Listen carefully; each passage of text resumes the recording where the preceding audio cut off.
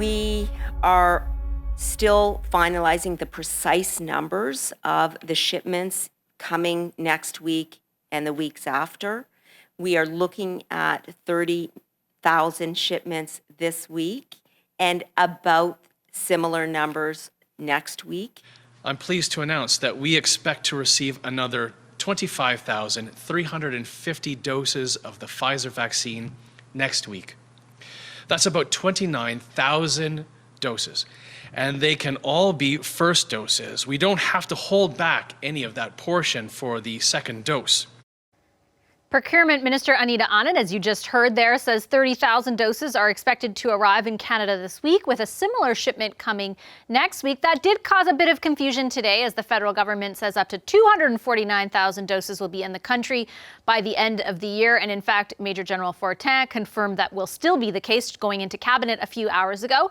Over in Alberta, Health Minister Tyler Shandro says his province will vaccinate 29,000 health workers by the end of the year, thanks in part to an expected 25,000 doses set to arrive next week, in addition to the ones Alberta has already received. Are the provinces and the federal government on the same page? What does it take to get on the same page? Anne McLellan is a former Deputy Prime Minister and former Health Minister. She joins us now from Edmonton. Hi, Ms. McLellan. Great to see you. Great to have you back on the program.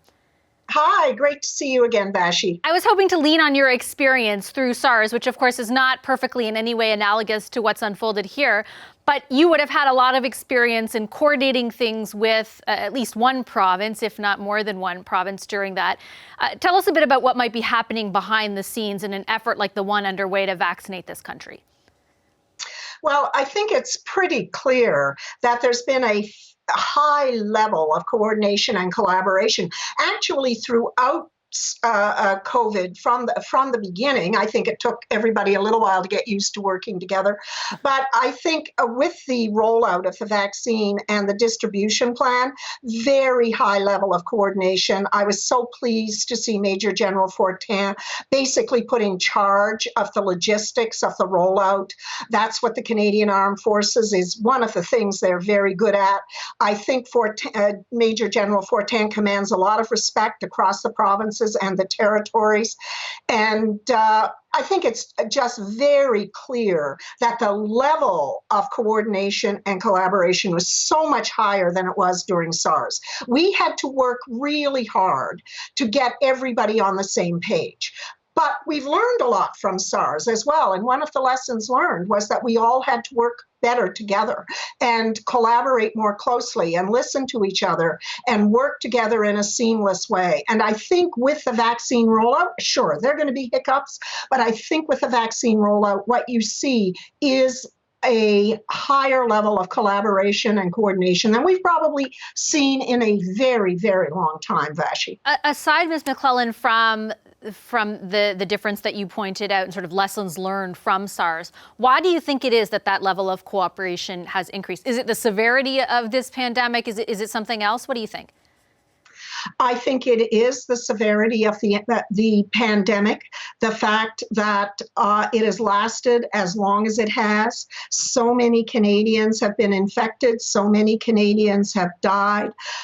Calling upon the resources, first, the frontline healthcare resources. We see the strain on our healthcare system. I think there are probably any number of reasons, but fear of the unknown would be one, in the sense that look, if you'd asked me, Vashi, and you did, I think back in March or April, how long would we be at this? If I would not have said that we would be in this state right now, I guess I would have thought that potentially maybe it burned itself out. COVID-19. SARS did, actually, but that's not happening here. So I think it's the severity, the length of this, and we're not through it. Maybe we're halfway through this. We've got the vaccine. People talk about a light at the end of the tunnel. I think it's a pretty long tunnel in terms of getting everybody who needs to be and wants to be vaccinated in this country. And we shouldn't take our eyes off the ball right now and think that somehow this tunnel is short. It isn't. We can see the light, but it's not particularly bright, let me say at this point, Vashi, because we have got a long way to go in terms of getting vaccines into the country, distributing them, making sure the federal government's working with the provinces and the territories on their plans. We don't want to waste one vial of this vaccine, which means there's a real premium on making sure everybody's working together, that the provinces and territories have distribution plans, and that the government of Canada is doing everything they can to support and, where necessary, backfill those plans. How important is it from your perspective? And I set aside the very crucial and important health impacts of what governments are doing right now for a second, only because this is a political show. But based on your experience in office, how important is it politically for governments to get this vaccination process right? Oh, I think it's key. At one very simplistic and, dare I say, crass level, it's pretty important for governments like the Government of Canada, but others who might be going to the polls sometime in the next year or so. But putting that to one side, this more profoundly is about trust. It is about Canadians being able to trust their governments at whatever level. And you do not want to have Canadians feel some deep, profound sense of betrayal. Government should be able to do this. Yes, it's a challenge. We've never done anything quite like this, but that's why we have the Canadian Armed Forces. That's why we have departments of health and public health agencies, and why we have frontline healthcare workers in the provinces and territories. Canadians expect their highly trained professionals to be able to deliver on this the procurement, the distribution, the rollout, and then safely getting it into Canadians' arms.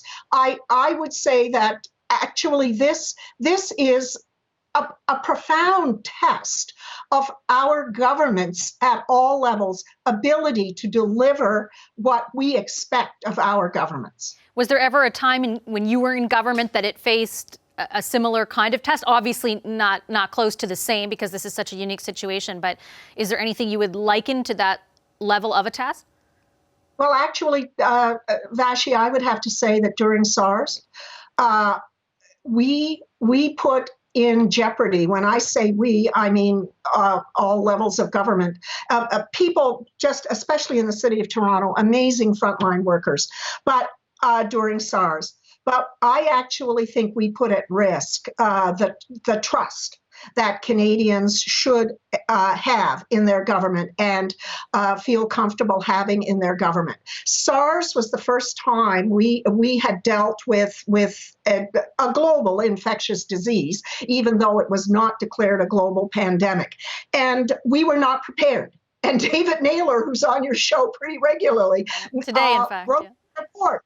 He wrote the lessons learned report for me and the Government of Canada, and it was pretty clear that we were not prepared, provinces were not prepared, and we had to learn those tough lessons. And I know personally, I had to take on board the fact that as Federal Minister of Health, we as a department were not prepared. And I am not commenting on the selfless public servants who worked 24/7, just as they are now. I am not criticizing them or calling into question their commitment. It was simply as a department and as a government, we were not prepared, and the provinces were not prepared. They had allowed their public health systems to degrade. And just as we had, even basic PPE and things like that, people see the challenges around PPE now during COVID, but those challenges were much more extreme on a limited scale, I grant, and geographically in this country constrained. But I think we have learned a lot since SARS. And I say thank goodness for that we took most of the lessons, and subsequent governments, not only Liberal governments, Conservative governments, and governments at all levels took the recommendations of the Naylor report, the 2 reports in Ontario, and we haven't followed them all, But again, we will learn from COVID. This is a global pandemic of such severity and duration that really, since the Spanish flu, the world has not had to deal with this.